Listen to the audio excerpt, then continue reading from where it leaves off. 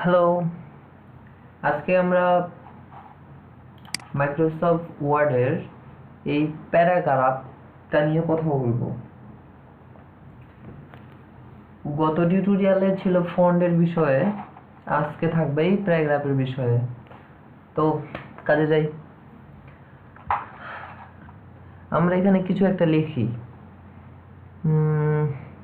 কিছু না লিখে আমরা কমান্ড ইউজ করি। কমান্ড ইউজ করি ইকুয়াল আরএ এন্ড ডি। এখানে আমরা 10টা নেই। আচ্ছা, এতটুকু করলাম। এটা হচ্ছে একটা কমান্ড। আচ্ছা, তো আমরা আরেকটু এটা ফাঁকা করে নেই কাজের সুবিধার্থের জন্য।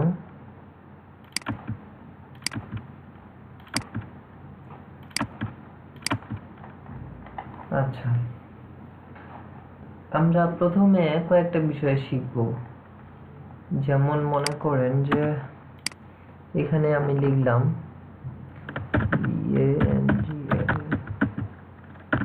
বাংলাদেশ। সরি, এই বাংলাদেশটাকে সিলেক্ট করলাম, এটা মিডিলে নিয়ে আসার জন্য সেন্টার করে দেব। আচ্ছা,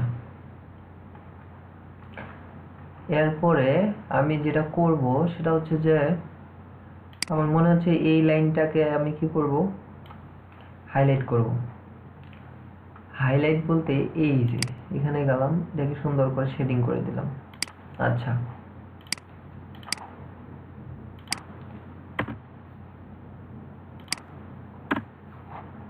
নেক্সট এই লাইনটাকে সিলেক্ট করলাম, এটা অন্য কালারে দিলাম। প্রত্যেকটা লাইনের কালার চেঞ্জ করার জন্য আমরা প্রত্যেকটাকে শেডিং করব।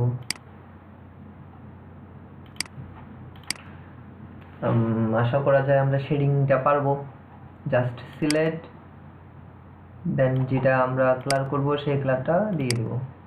আচ্ছা, এরপরের যে বিষয়টা আসতেছে সেটা হচ্ছে আবার সিলেক্ট করি, এবার বর্ডার দেব। এখানে বর্ডারে যাবেন, চারপাশে বর্ডার সুন্দর করে একটা করে বর্ডার দেবেন। এই যে এখানে লেফট রাইট টপ বাটন যার যে পাশে লাগবে সেভাবে লাগবে, সে পাশে দিয়ে দেওয়া যাবে। লেফট লাগবে লেফটে, রাইটে লাগবে রাইটে, যে পাশে লাগবে সে পাশে আমরা দিয়ে দেব।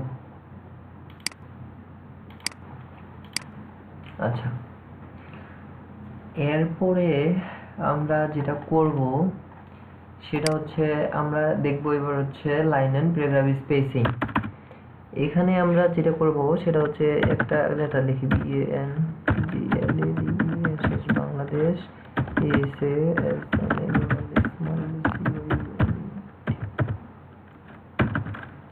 কান্ট্রি। আচ্ছা, এতটুকু তো লিখলাম।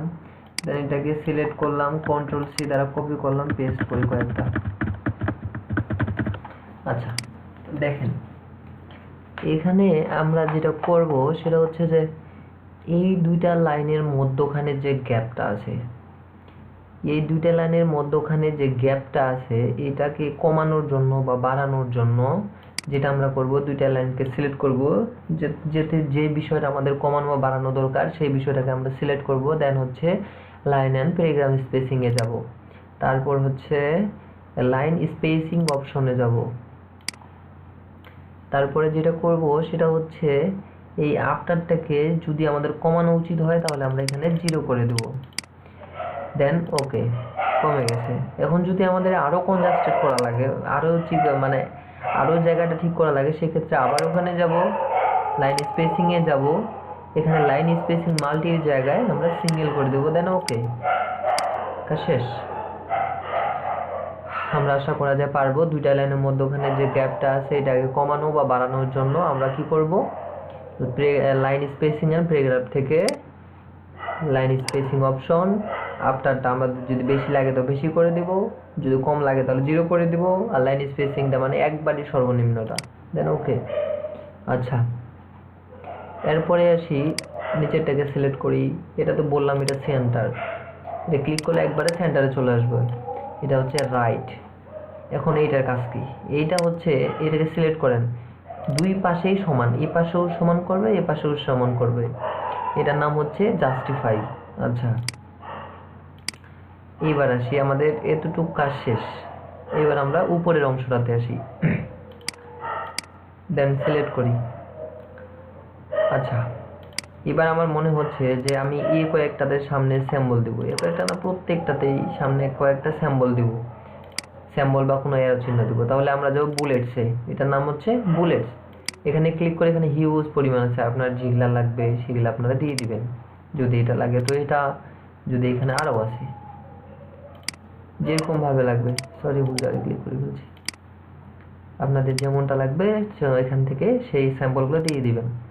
আচ্ছা, আপনাদের যদি এগুলা দ্বারা না হয়, আরও যদি বেশি লাগে, আরও বেশি, তাহলে যাবেন ডিফাইন নিউ বুলেটসে যাবেন, দেন হচ্ছে স্যাম্পলে ক্লিক করবেন। এখানে হিউজ পরিমাণ আছে, অনেক অনেক হাজার হাজার আছে, যেটা আপনার লাগে, যেরকম লাগে সেরকমভাবে নিয়ে নেবেন, আপনার রিকোয়ারমেন্ট অনুযায়ী নিয়ে নেবেন। দেন মনে করেন যে আমি এটা নেব, ক্লিক করলাম, দেন ওকে, এখানেও ওকে হয়ে গেছে। আচ্ছা, এটা এখন আমার লাগবে না, দেন এখানে আবার যাব, নন করে দেবো, কাজ শেষ। আচ্ছা, এরপরে আমার মনে হচ্ছে যে আমি এখানে 1 2 3 সিরিয়াল নাম্বার দিব, বা 1 2 3 দিব, বা রোমান সংখ্যা দিব। হাতে লেখার কোনো দরকার নাই, নাম্বারিংয়ে যাব।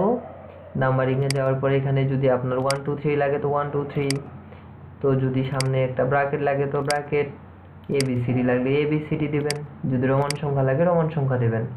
তাহলে বুলেটসে হচ্ছে আমাদের স্যাম্বল, আর নাম্বারিংয়ে তো নাম্বারিং, আর মাল্টি লেভেল লিস্টেও মাল্টি লেভেল লিস্ট, এখানেও সেম ভাবেই করতে পারবেন। আচ্ছা, আশা করা যায় আমরা এতটুকু বুঝতে পারছি। আচ্ছা, এরপরে যেটা আমাদের আসতেছে সেটা হচ্ছে এই বিষয়টা। আচ্ছা, আমরা এটাকে তুলে দিই কাজের সুবিধার্থের জন্য, বারবার লিখবো না আমরা। আমার যদি মনে হচ্ছে, আমরা চাইলে এই রোলারটা ধরেও এদিক সেদিক নিয়ে যাইতে পারি, আবার এটা দ্বারাও এদিক সেদিক নিয়ে যাইতে পারি।